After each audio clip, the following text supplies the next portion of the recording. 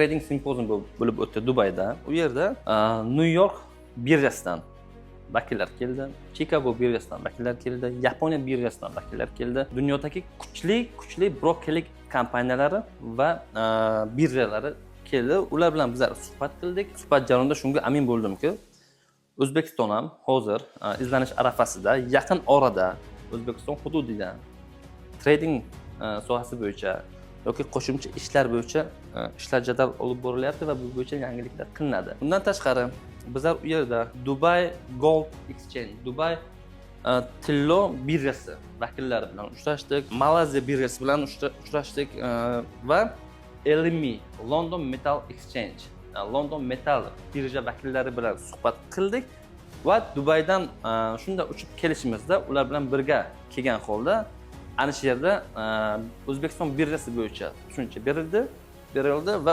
ular London Metal birjasi bo'yicha ular bizlarga tushuncha berdi. Bir narsaga amin bo'ldim. Bizlar ham so'radik. So'raganimizda Angliya birjasida ishlash uchun biron joyga o'qish kerakmi?